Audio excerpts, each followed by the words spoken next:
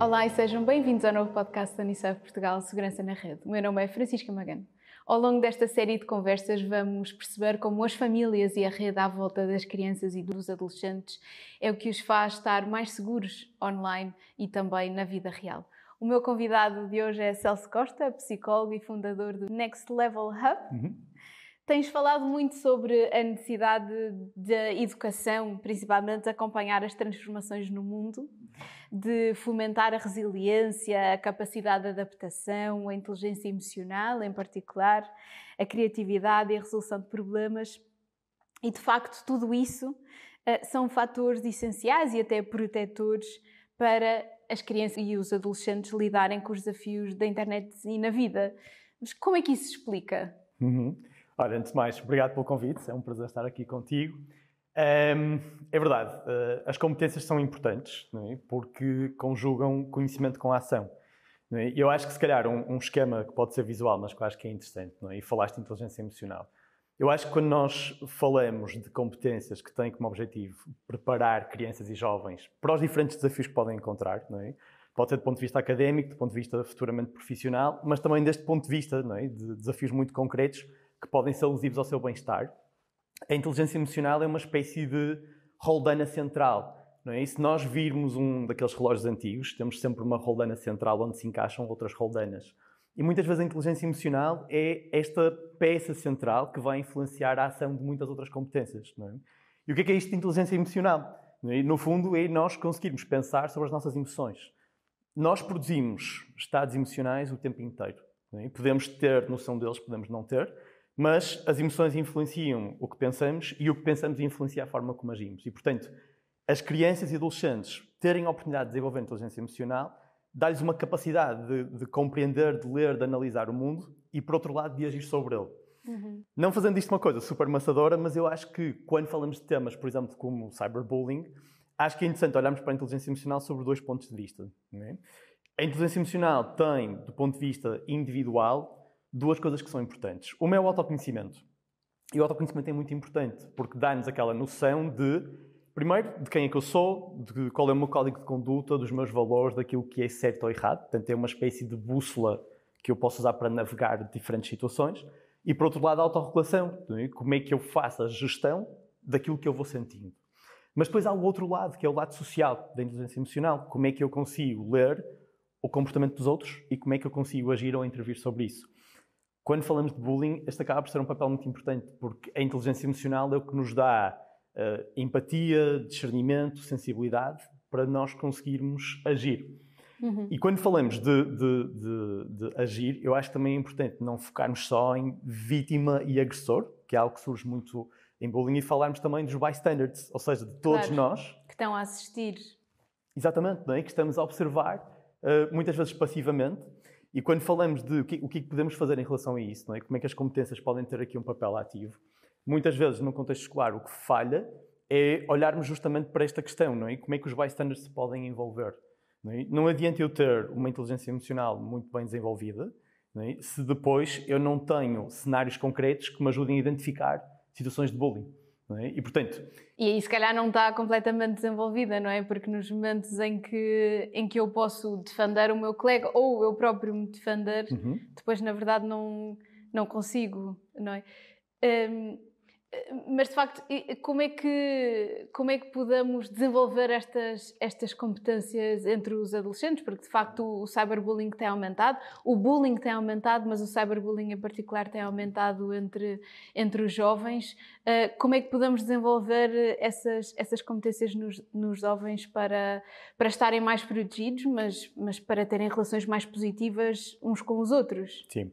Eu acho que, obviamente, os contextos educativos têm uma responsabilidade muito grande e depois até podemos tentar dividir o papel de cada interveniente, mas, do ponto de vista educativo, eu acho que tem que haver uma abordagem muito clara de problema, impacto, solução. Não é? Há pouco falávamos de inteligência emocional. Se me permitir só conjugar com outras competências, acho que vai fazer mais sentido esta próxima parte. A inteligência emocional permite-nos depois ter capacidade de comunicar de forma assertiva, pensamento crítico, tomada de decisão. Eu acho que essas são as competências base. O que é que falta e o que é que podemos fazer? Tem que haver, em primeiro lugar, um investimento claro em detectar o problema. Como é que eu consigo ler que o bullying está a acontecer? Porque é verdade, e sobretudo em cyberbullying... Mas o jovem ou os adultos à volta? Eu acho que ambos, na verdade. Não é? Os jovens de uma perspectiva, se calhar, de primeira percepção daquilo que está a acontecer, mas os adultos também. Porque muitas vezes nós não temos bem noção de como agir.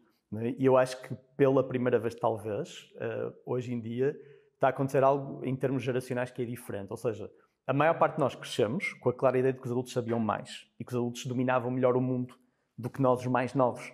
E eu acho que pela primeira vez o que acaba por acontecer é que crianças, pré-adolescentes, adolescentes já têm uma noção, correta ou não, mas esta noção de que não, eu domino muito mais um conjunto de ferramentas que são parte do meu mundo do que os adultos. E isso dificulta a forma como podemos ajudar. E será que dominam? Há muito aquela ideia, e nós temos falado ao longo desta série de conversas, de alguma forma pôr em causa esta ideia de nativos digitais, porque podem de facto já ter nascido com a internet, podem de facto já ter nascido com as redes sociais, mas se calhar não sabem estar de forma segura e saudável e plena nas redes sociais, talvez porque estar nas redes sociais não é apenas conhecer o TikTok e todas as ferramentas e de como é que eu uso os filtros, mas é de facto, e aquilo que tu falavas, de ter uma conduta moral e aqui a dimensão dos valores ser muito importante, nós conseguirmos transpor os nossos valores na nossa presença digital. E essa parte se calhar falta, não é?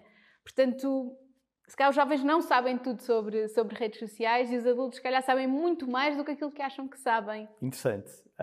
Eu estava a ouvir e estava a pensar, se calhar vai parecer uma coisa muito estúpida, mas eu alimento-me há 37 anos e não sou nutricionista, não é? Ou seja, o passarmos tempo num determinado meio não nos confere competência ou sequer raciocínio crítico. Portanto, eu acho que isso é importante, acho que há essa confusão e acho que de certa forma há uma certa luta desigual entre uma criança ou um jovem que está, por exemplo, em casa, num ambiente fisicamente seguro, mas depois, através de um aparelho, não é, de um telemóvel, pode estar a ter acesso a conteúdos que são nada seguros. Não é? E quanto mais novos somos ou menos desenvolvidos estamos, mais dificuldade temos em processar esse tipo de informação. Por isso é que, por exemplo, como é que nós podemos associar, juntando aqui algumas questões que estás a trazer, uma ideia simples que pode influenciar pais e professores a terem uma conversa produtiva com crianças e adolescentes.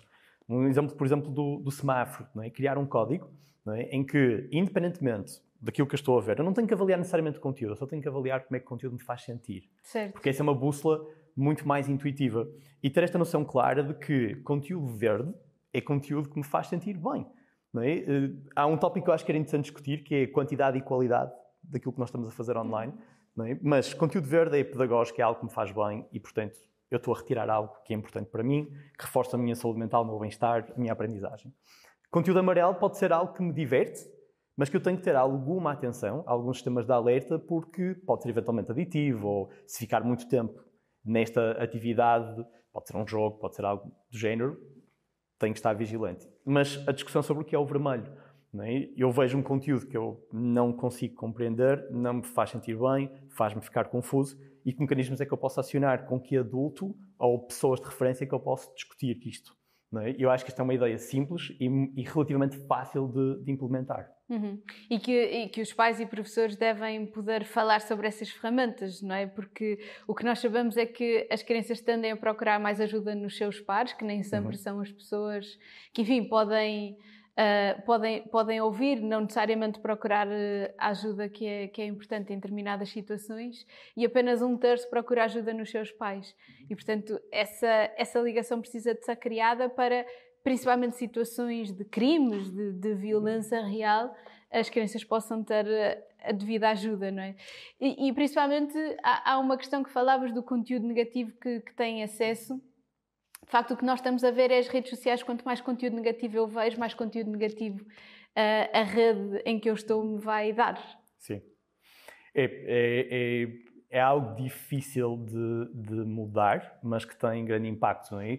Quando estivermos a ver um Reel, um TikTok, um Short, seja o que for, tipicamente um conteúdo que é pedagógico, a reação típica de um utilizador é ver uma vez e eventualmente guardar, para ver mais tarde.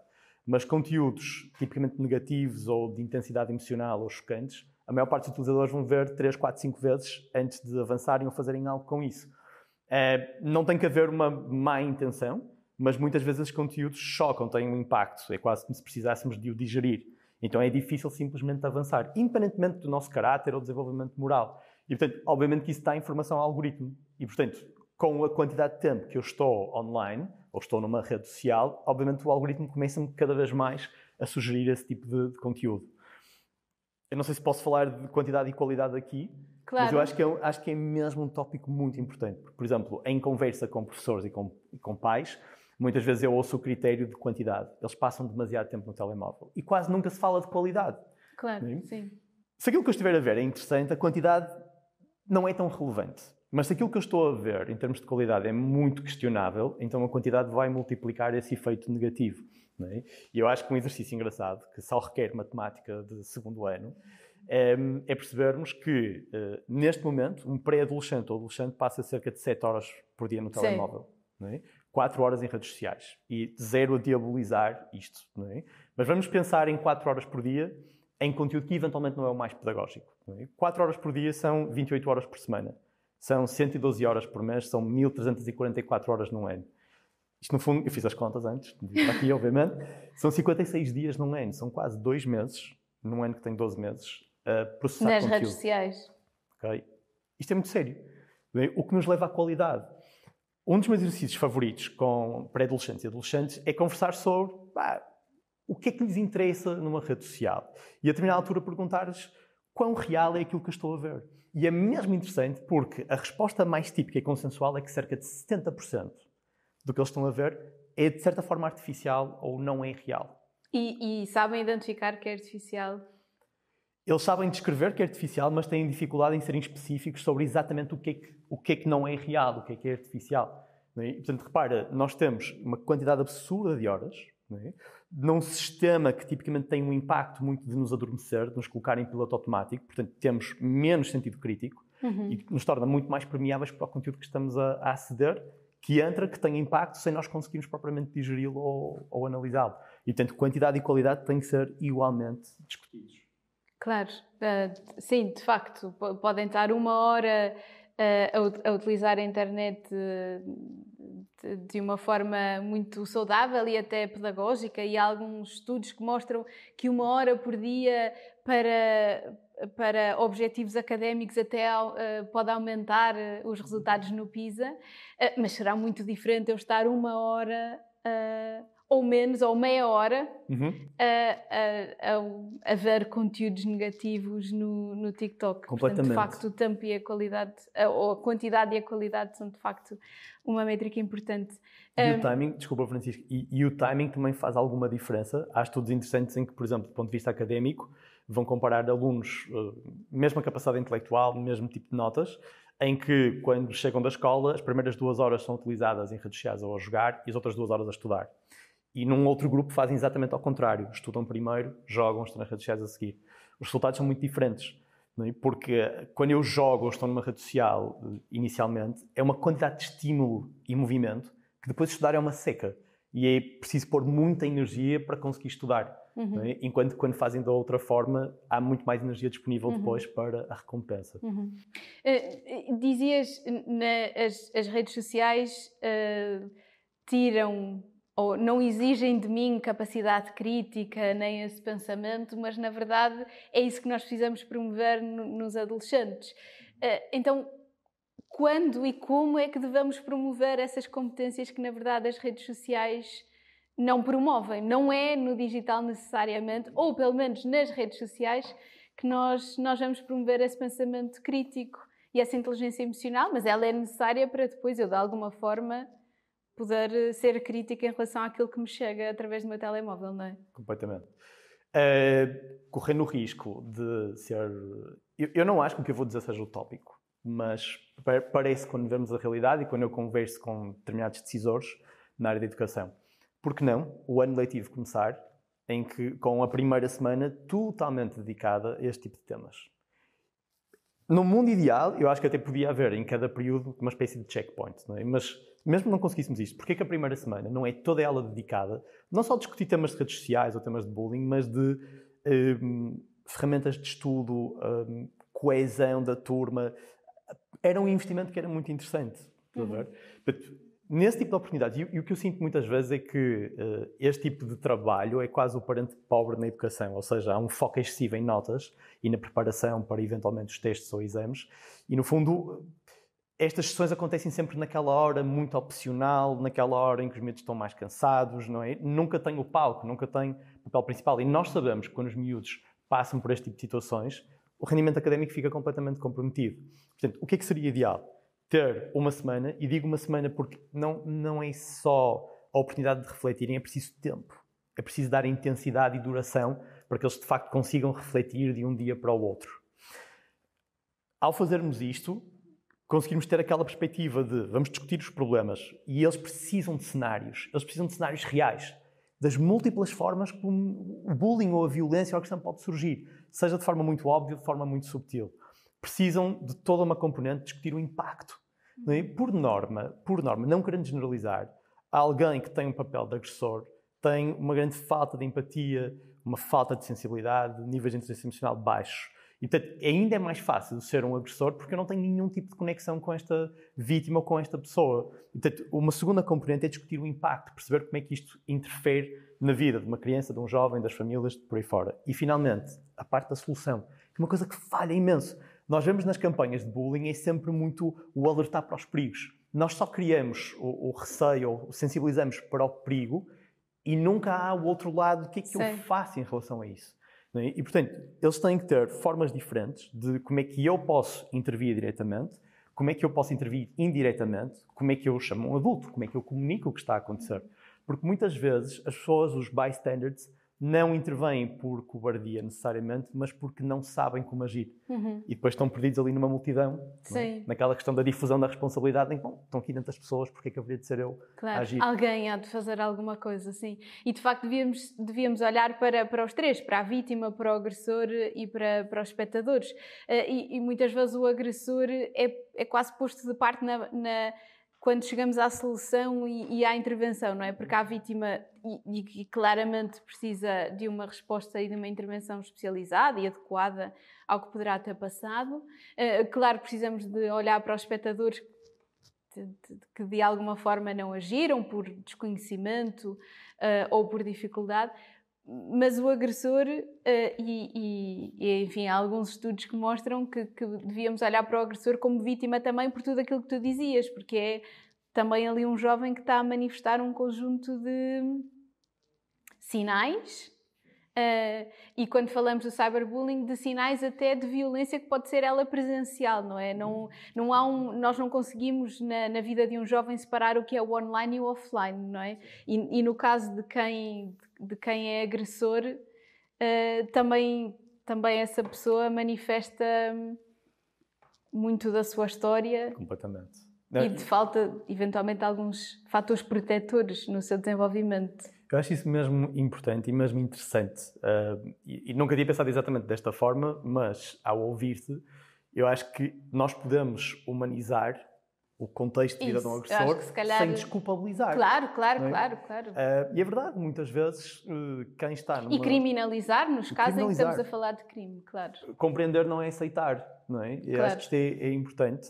Que muitas vezes quem está numa figura de agressão está a repetir modelos que viu, não é? Está a repetir. É quase como se não tivesse formas alternativas de agir. E isto leva-nos muitas vezes a perceber que, apesar de não haver esta separação clara, a falta de rede, a falta de apoio no mundo real, muitas vezes não é contribuir, mas torna-se um fator de risco por estes comportamentos de agressividade. Por um lado, porque nós, para sermos resilientes, precisamos de alguém que nos ajude, que nos compreenda, que nos valide e que nos mostre formas alternativas de funcionarmos, senão a tendência é repetir o padrão.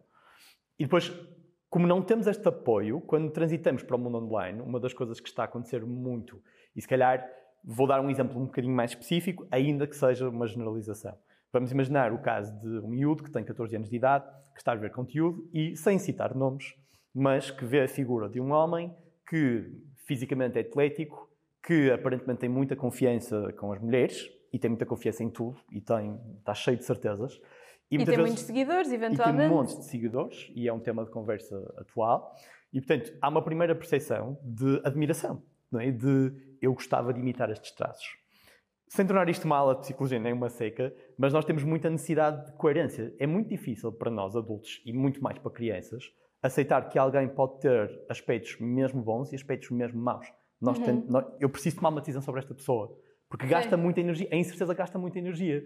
E, portanto, o que acaba por acontecer é que o primeiro contacto que têm com estas figuras é de admiração por determinado tipo de atributos, e, entretanto, estas pessoas estão a trazer todo um outro conjunto de mensagens que estão a ter impacto, não é? Acabam por criar aqui uma espécie de fenda e que acabam por influenciar, porque a primeira percepção de admiração já foi criada. Portanto, nem sempre um agressor é de um momento para o outro. Muitas vezes é esta forma muito subtil e gradual de carregar esta informação. Isso eu estou diariamente a ver, não é? E esta informação que é perigosa é misturada com outros elementos que são interessantes, não é? Como eu estar a ver uma vida que é muito agradável e no meio tem coisas que não me fazem nada bem, não é?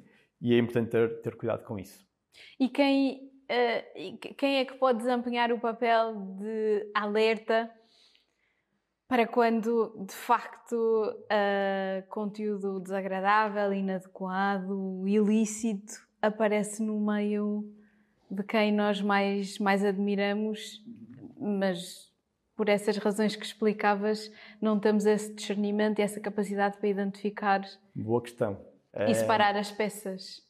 Eu não tenho uma opinião totalmente formada sobre regras absolutistas de não expor crianças em ecrãs, mas a verdade é que ao conseguirmos até uma certa idade, várias coisas que tenho lido falam dos 12, 13, 14 anos de idade, ou seja, obviamente podem ver ecrãs, mas muito mais supervisionado, né? Acaba por ser uma primeira ferramenta de prevenção. Portanto, adiar Sim. o máximo possível. É como tomarmos um antibiótico. Ele não tem que ser necessariamente específico para aquela infecção. Não é? É algo que dá resposta a diferentes infecções. Não é? E, portanto, pela fase de desenvolvimento que estamos a falar. Não é? Não é? Eu acho que essa é 13 anos. Literalmente a primeira fatia de prevenção. A segunda, obviamente, já tem que ver mais... A primeira é proteção, a segunda é mais tipo como é que os tornamos autónomos. Não é? E gradualmente. E aqui...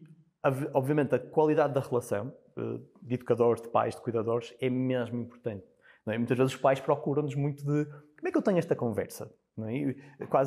Eu quero as tips, eu quero as dicas rápidas, e a verdade é que as pessoas às vezes não compreendem que não é tantas palavras que eu uso naquele momento, é a forma como eu faço aquela criança, aquela pessoa se sentir naquele momento. Não é? E, portanto... e se calhar ao longo da vida, não é? E se calhar começa na infância, de facto, e aqui não quero passar a ideia para pais que não têm isso neste momento, aprende-se, não é?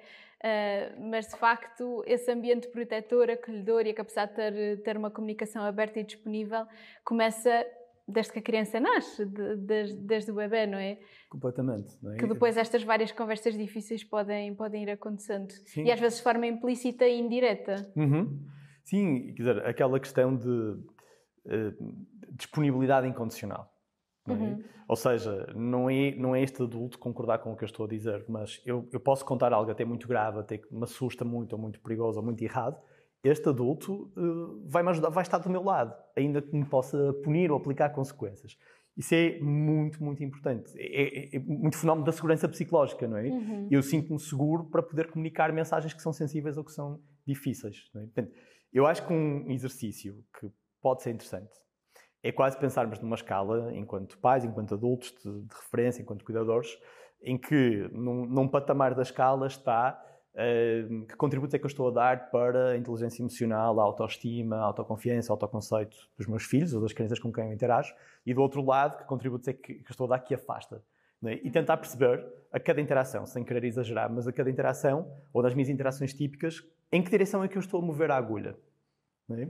Isto é mesmo importante. E que não tem que ser sempre no sentido certo, não é? Sim, somos humanos, real... não há perfeição, não é? Mas é interessante haver esta awareness, haver esta consciência de para onde é que eu estou a ir. Um exemplo muito rápido. Houve um teste. Uma criança, um adolescente, tirou uma nota, não é? E às vezes a primeira pergunta que surge é: quanto é que os teus colegas tiveram?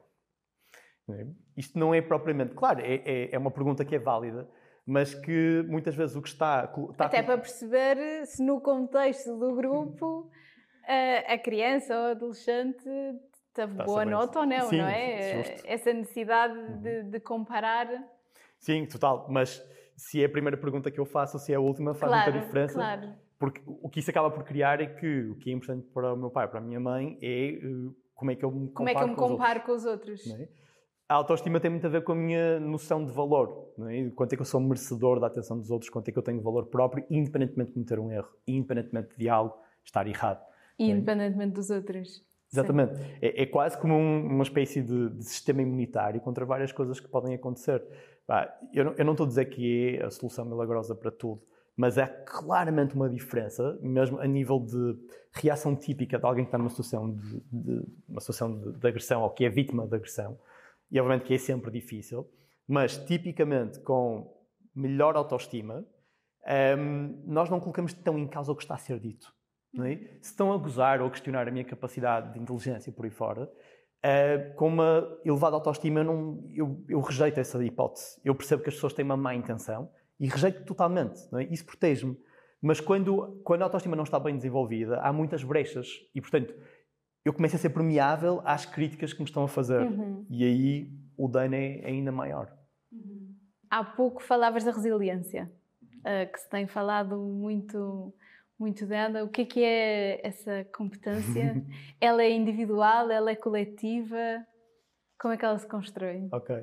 A resiliência é fundamentalmente social e é um processo. Não é? Ou seja, não é tanto uma característica que eu tenho.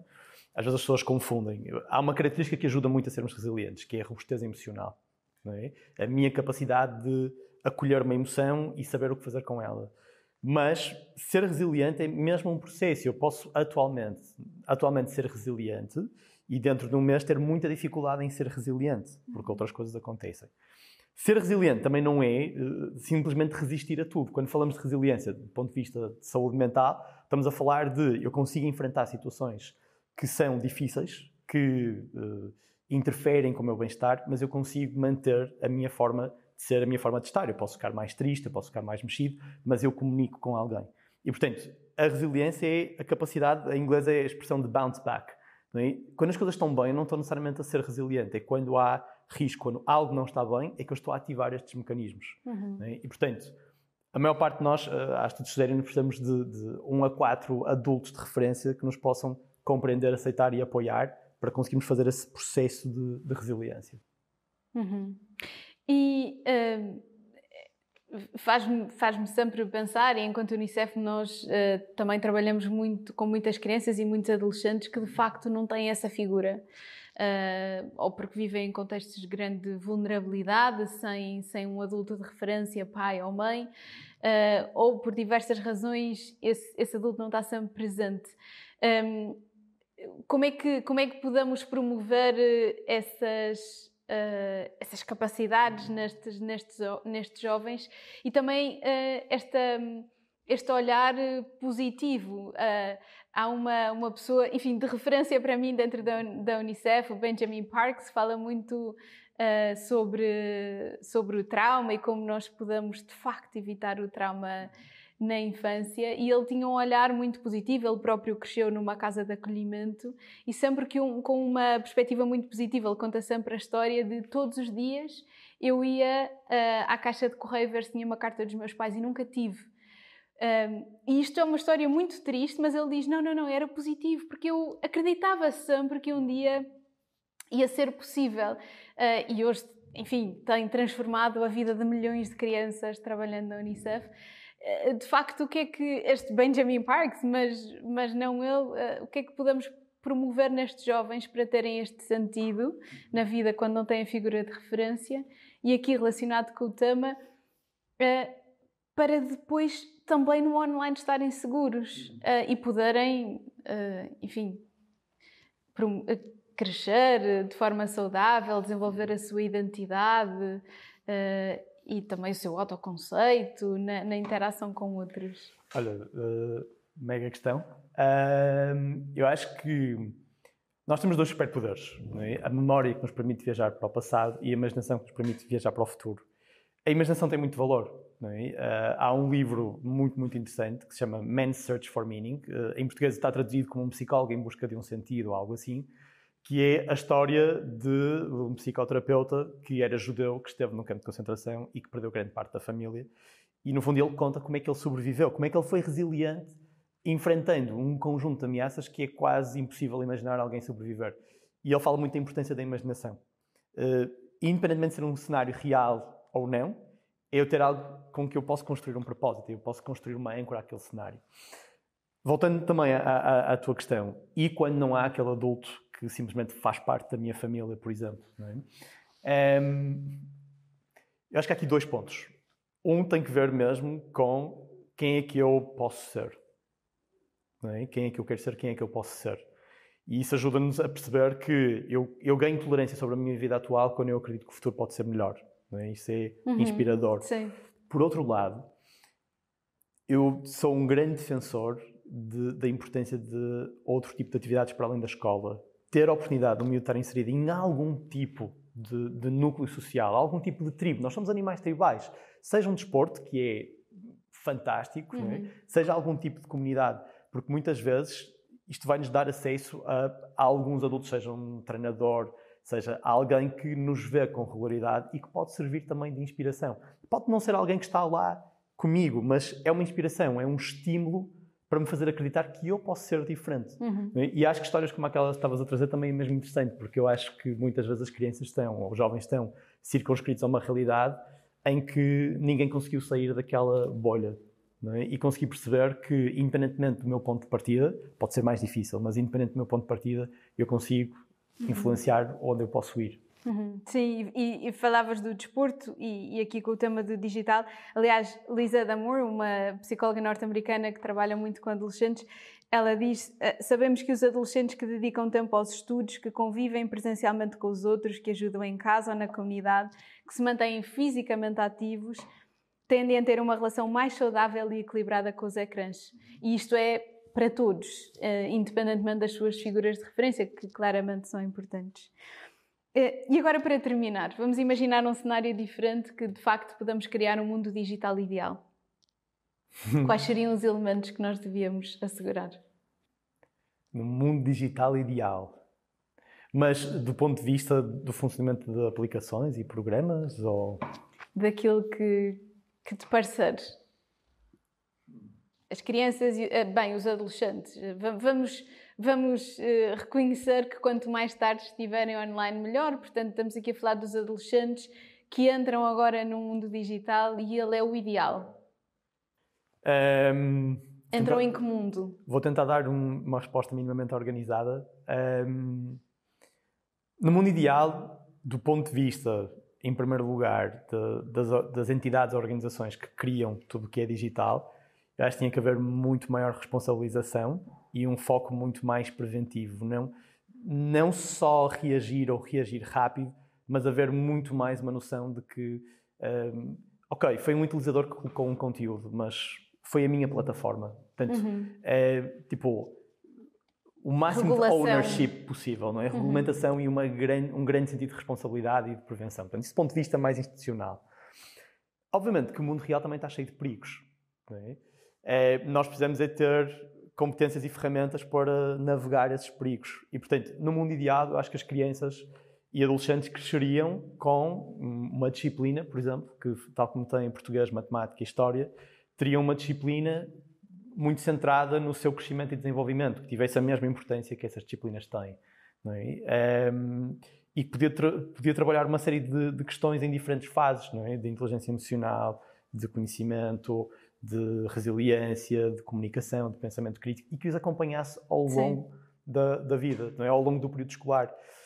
O valor deste tipo de disciplinas não é apenas o que eles aprendem, é ver um adulto que interage semanalmente e que está atento. E que está atento, claro. Não é? E vai conseguir reagir rapidamente quando algo acontecer. Claro, de facto. É curioso que, para criar um mundo ideal, identifiques elementos da vida real que sejam importantes assegurar, para além de, obviamente, chamar também aqui as empresas que têm também grande responsabilidade. De facto, a segurança das crianças e jovens na internet começa quando pais, educadores e toda a rede à volta da criança faz parte do seu dia-a-dia. Muito há para fazermos em termos de regulação, de regulamentação do que acontece nas redes sociais, com governos, com as empresas, com as organizações e com toda a sociedade. Até lá, segurança na rede implica uma rede de segurança. Obrigada, Celso. Obrigado. Obrigada.